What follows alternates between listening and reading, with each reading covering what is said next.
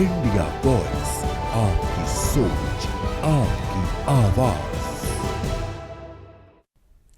नमस्कार, आप देख रहे हैं इंडिया वॉइस और मैं हूं आपके साथ प्रज्ञा मिश्रा। उत्तर प्रदेश की राजनीति और प्रशासन एक बार फिर चर्चा में है। जी हां, योगी के हंटर को लेकर आपको बता दें, संभल से लेकर गाजियाबाद तक जिस तरह की सख्त कार्रवाई देखने को मिल रही है, उसने साफ संदेश दिया है कि योगी सरकार कानून व्यवस्था के मुद्दे पर किसी भी तरह की ढिलाई के मूड में नहीं है।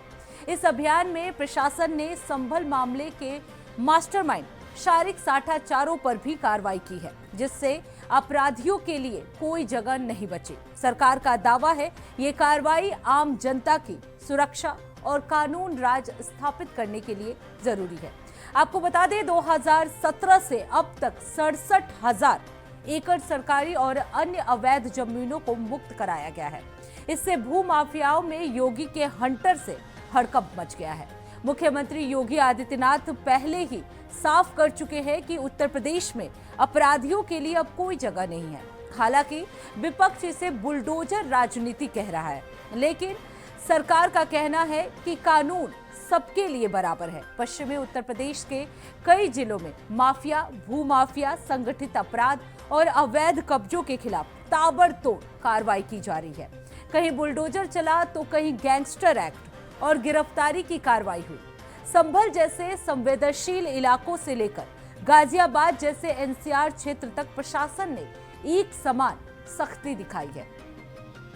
सरकार का दावा है ये कार्रवाई आम जनता की सुरक्षा और कानून राज स्थापित करने के लिए बेहद जरूरी है। मुख्यमंत्री योगी आदित्यनाथ ने पहले भी साफ कर दिया था कि अपराधियों के लिए अब उत्तर प्रदेश में कोई जगह नहीं है। हालांकि जो विपक्ष है वो इस सख्ती को लेकर कई गंभीर सवाल उठा रहे हैं। उनका कहना है कि ये बुलडोजर राजनीति है, लेकिन सरकार कह रही है कि कानून सबके लिए बराबर है। स्पष्ट है कि योगी हंटर अब सिर्फ एक नारा नहीं बल्कि पश्चिम यूपी में सरकार की सख्त नीति का प्रतीक बन चुका है। तो उत्तर प्रदेश में योगी सरकार का हंटर जो है वो चला है, जिससे माफियाओं में आपको बता दें हड़कंप मच गया है। वहीं संभल के मास्टरमाइंड पर भी बड़ी कार्रवाई की गई है।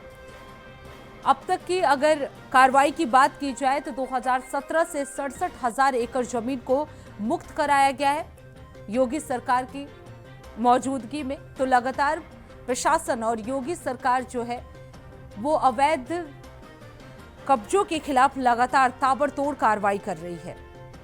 योगी आदित्यनाथ ने यह साफ कर दिया है कि जो कानून है वो सबके लिए बराबर है। तो योगी का हंटर संभल से लेकर गाजियाबाद तक चला है। अवैध कब्जों के खिलाफ ताबड़तोड़ कार्रवाई जो है देखने को मिली है। अब बात कर लेते हैं नितिन नबीन की। जी हां, 45 वर्षीय नितिन नबीन ने 45 साल के बीजेपी का अध्यक्ष पद ग्रहण कर लिया है। वो बड़े ही सौभाग्यशाली हैं। वो पीएम मोदी जैसे नेतृत्वकर्ता के साथ काम कर रहे हैं। आपको बता दें, भारतीय जनता पार्टी जैसे विशाल और अनुशासित संगठन में 3 वर्षों के लिए राष्ट्रीय अध्यक्ष का पद संभालना किसी भी नेता के लिए बड़ी उपलब्धि मानी जाती है। ये पद सिर्फ एक संगठनात्मक जिम्मेदारी नहीं बल्कि देश की राजनीति की दिशा तय करने वाला दायित्व भी है। आपको बता दें, नए अध्यक्ष को इस मायने में सौभाग्यशाली कहा जा रहा है क्योंकि उन्हें एक ऐसे समय में ये जिम्मेदारी मिली है जब पार्टी के पास प्रधानमंत्री नरेंद्र मोदी जैसा मजबूत, अनुभवी और निर्णायक नेतृत्व मौजूद है। पीएम मोदी के साथ काम करने का अवसर मिलना अपने आप में एक बड़ा राजनीतिक स्कूल है, जहां राष्ट्रहित से जुड़े फैसलों को बेहद करीब से समझने का मौका मिलता है। इसके साथ ही गृह मंत्री अमित शाह, राष्ट्रीय संगठन के वरिष्ठ नेता और अनुभवी मार्गदर्शकों का साथ नए अध्यक्ष को निरंतर मिलता रहेगा। ऐसे बड़े नेताओं के सानिध्य में काम करना न केवल नेतृत्व क्षमता को निखारता है बल्कि पार्टी को नई ऊंचाइयों तक भी ले जाने में मदद करता है।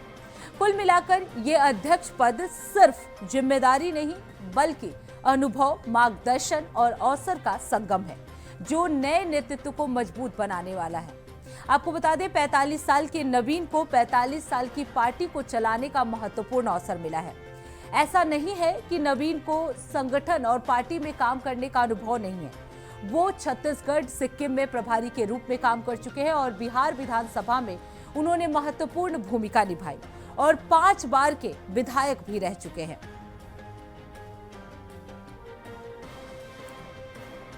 तो कल नितिन नबीन ने बीजेपी के अध्यक्ष पद के रूप में पदभार ग्रहण किया। ये उनके लिए एक महत्वपूर्ण अवसर माना जा रहा है और माना यह जा रहा है कि वो एक सौभाग्यशाली अध्यक्ष बने हैं। अब बात कर लेते हैं अमेरिकी राष्ट्रपति डोनाल्ड ट्रंप की। जी हां, अमेरिकी राष्ट्रपति डोनाल्ड ट्रंप अपने इरादे और बयानों से दुनिया भर में छाए हुए हैं। ज्यादातर लोगों के लिए वो मुश्किलें ही खड़ी कर रहे हैं। इनमें अमेरिका के सबसे पुराने मित्र देश भी शामिल हैं। किसी भी पर्सनालिटी को बेइज्जत करना हो तो वो हमेशा ही रेडी रहते हैं। ट्रेड वॉर के बाद वो देशों पर कब्जा भी करना चाहते हैं। आपको बता दें वेनेजुएला के बाद अब उनका निशाना ग्रीनलैंड है। इसे लेकर काफी विवाद भी हो चुका है। अब ब्रिटेन के सांसद एड डेविड ने अमेरिका के राष्ट्रपति डोनाल्ड ट्रंप पर जोरदार हमला बोला है। उन्होंने कहा कि ट्रंप एक इंटरनेशनल गैंगस्टर की तरह व्यवहार कर रहे हैं। उन्हें लगता है कि ताकत हासिल कर लेना ही सबसे महत्वपूर्ण है। आपको बता दें हाल ही में अमेरिका ने अपना एक मैप जारी किया जिसमें वेनेजुएला, कनाडा और ग्रीनलैंड को अमेरिकी स्टेट बताया। वो गाजा पीस बोर्ड में फ्रांस के शामिल न होने पर उस पर 200% टैरिफ लगाने की भी धमकी दे रहे हैं। आपको बता दें ट्रंप नोबेल पुरस्कार को व्याकुल है। नॉर्वे और रूस से नाराज है क्योंकि ये देश उनकी शांति दूत बनने में बाधा पैदा कर रहे हैं। नोबेल पुरस्कार नहीं मिलने के कारण उलूल जुलूल निर्णय ले रहे हैं और टैरिफ और हथियार के जरिए विश्व को डरा भी रहे हैं। वहीं इस मुद्दे को लेकर ब्रिटिश संसद में विदेश मंत्री एड डेविड ने भी अपना बड़ा बयान दिया है। उन्होंने कहा कि ब्रिटेन को अपने यूरोपीय साथियों के साथ मिलकर उनके खिलाफ मजबूती से खड़ा होना चाहिए। आपको बता दें डेविड ने कहा राष्ट्रपति ट्रंप एक अंतर्राष्ट्रीय गैंगस्टर की तरह काम कर रहे हैं। उन्होंने एक दोस्त को कुचलने की धमकी भी दी है। नाटो को खत्म करने की बात कर रहे हैं। अब हमारे देश और 7 यूरोपीय सहयोगियों पर भी भारी और नुकसानदेह टैक्स लगाने की धमकी दे रहे हैं जब तक उन्हें ग्रीनलैंड नहीं मिल जाता। उन्होंने आगे ये भी कहा कि ब्रिटेन, यूरोप और पूरी दुनिया के लिए ये बेहद गंभीर है। उनके मुताबिक ट्रंप बिना किसी वजह दूसरे देशों पर हमला कर रहे हैं। इससे देशों की अर्थव्यवस्था, लोगों की रोजी रोटी और राष्ट्रीय सुरक्षा भी खतरे में पड़ रही है। डेवी ने यूके के प्रधानमंत्री कीर स्टारमर पर भी निशाना साधा। उन्होंने कहा ट्रंप एक अंतर्राष्ट्रीय गैंगस्टर की तरह व्यवहार कर रहे हैं। प्रधानमंत्री ने 12 महीने तक उन्हें खुश करने की कोशिश की लेकिन नाकाम रहे। अब समय आ गया है कि हम आखिरकार उनके सामने डटकर खड़े हों और अपने यूरोपीय साथियों के साथ मिलकर उन्हें पीछे हटने पर मजबूर करें। तो फिलहाल रुकते एक छोटे से ब्रेक के लिए। ब्रेक के बाद जल्द लौटेंगे। देखते रहिए इंडिया वॉइस। तो ब्रेक के बाद एक बार फिर आप सभी का स्वागत है। अब बात कर लेते हैं पंजाब के सीएम की। जी हां, चुनावी साल आते ही पंजाब सरकार को राम की याद आ गई। आपको बता दें हिंदू वोटों की ध्रुवीकरण के लिए राम नाम का इस्तेमाल किया जा रहा है। पंजाब सरकार ने कैबिनेट की बैठक में एक महत्वपूर्ण निर्णय ले लिया है। आपको बता दें उन्होंने कहा है कि पूरे राज्य में भगवान श्री राम के जीवन पर आधारित हमारे राम नाटक प्रदर्शित किए जाएंगे। प्रसिद्ध अभिनेता आशुतोष राणा अभिनीत इस नाटक के 40 शो करवाए जाएंगे। वहीं आपको बता दें वित्त मंत्री हरपाल सिंह चीमा ने भी पत्रकारों से बातचीत में बताया कि सांस्कृतिक मामलों का विभाग इस आयोजन की पूरी तैयारी करेगा। इस शो में देश के कई नामी कलाकार अपनी प्रस्तुति भी देंगे। इसके लिए कोई भी टिकट नहीं ली जाएगी। हर शहर में ये शो निःशुल्क दिखाया जाएगा। इसका सारा खर्च पंजाब सरकार उठाएगी। दिलचस्प बात है कि आम आदमी पार्टी की सरकार का ये आखिरी वर्ष है। पार्टी को 2027 की शुरुआती महीने में चुनाव में उतरना है। आप इसके पीछे एक बड़े हिंदू वोट बैंक को देख रही है। इसलिए जहां अन्य प्रदेशों में नाटक को दिखाने के पैसे लिए जा रहे हैं, वहीं पंजाब में इसे निःशुल्क दिखाया जाएगा। तो आपको बता दें कैबिनेट में ये बड़ा निर्णय जो है पंजाब सरकार की तरफ से लिया गया है।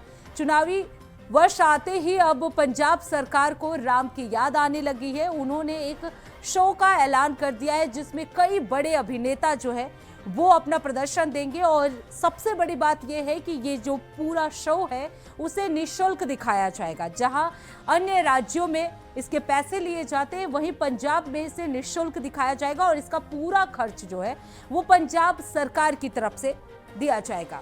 तो कैबिनेट की बैठक में ये अहम निर्णय लिया गया है जिसमें हमारे राम नाटक का प्रदर्शन किया जाएगा। तो ये साफ तौर पर नजर आ रहा है कि जैसे जैसे चुनावी समय नजदीक आ रहा है, पंजाब सरकार जो है वो पूरी तरह से हिंदू वोट को साधने की कोशिश कर रही है और इसी को लेकर उन्हें अब राम की याद आ गई है। राम नाम के नाटक जो है अब प्रदर्शित किए जाएंगे जिसका जो खर्च है वो भी पंजाब सरकार अपनी तरफ से देगी। इसके साथ ही आपको बता दें कई बड़े जो अभिनेता हैं वो भी इसमें अपना प्रदर्शन देंगे, इसमें अपना अनुभव जो है वो शेयर करेंगे। तो एक बार फिर से कैबिनेट की बैठक में ये बड़ा ऐलान जो है पंजाब सरकार की तरफ से किया गया है। हमारे राम नाम का नाटक अब प्रदर्शित किया जाएगा।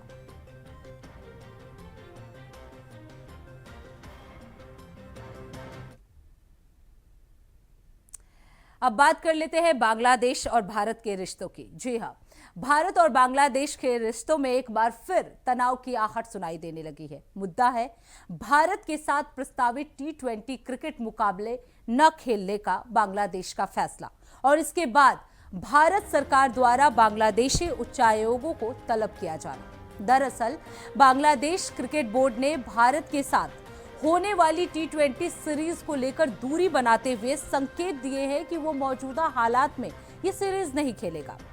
वहीं आपको बता दें खेल के मैदान से उठी ये बात अब कूटनीतिक गलियारों तक पहुंच गई है।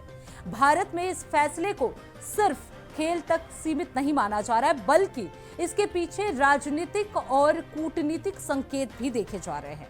आपको बता दें इसी क्रम में भारत सरकार ने बांग्लादेश के उच्चायोगों को तलब कर इस फैसले पर स्पष्टीकरण मांगा है। माना जा रहा है कि भारत ये स्पष्ट संदेश देना चाहता है कि खेल को राजनीति से अलग रखा जाना चाहिए और द्विपक्षीय संबंधों में पारदर्शिता बेहद जरूरी है। वहीं विशेषज्ञों का मानना है कि भारत बांग्लादेश संबंध केवल क्रिकेट तक सीमित नहीं है बल्कि व्यापार, सुरक्षा और क्षेत्रीय सहयोग से भी जुड़े हैं। ऐसे में क्रिकेट का बहिष्कार एक संवेदनशील संकेत माना जा रहा है। अब सवाल यही है कि क्या ये सिर्फ एक खेल का मामला है या फिर इसके पीछे बदलते कूटनीतिक समीकरणों की कहानी छिपी है। आने वाले दिनों पर दोनों देशों की प्रतिक्रिया भी अहम होगी। तो एक बार फिर से बांग्लादेश का भारत के साथ रिश्तों को लेकर जो करवाहट है वो नजर आने लगी है और सबसे बड़ा मुद्दा इस बार का ये है कि T20 सीरीज न खेलने का फैसला। अब T20 सीरीज न खेलने को लेकर भारत जो है इसे कूटनीतिक डिसीजन मान रहा है। T20 रद्द करने के पीछे राजनीतिक संकेतों की भी चर्चा मानी जा रही है। भारत ने खेल को राजनीति से अलग रखने का हालांकि संदेश दे दिया है, लेकिन वहीं विदेश मंत्रालय ने फैसले को लेकर आधिकारिक स्पष्टीकरण भी मांगा है।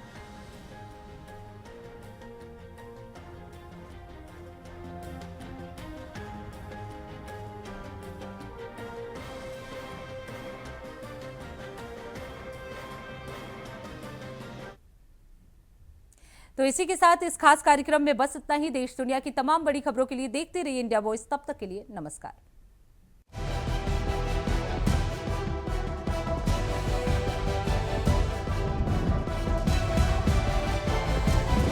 इंडिया वॉइस, आपकी सोच, आपकी आवाज।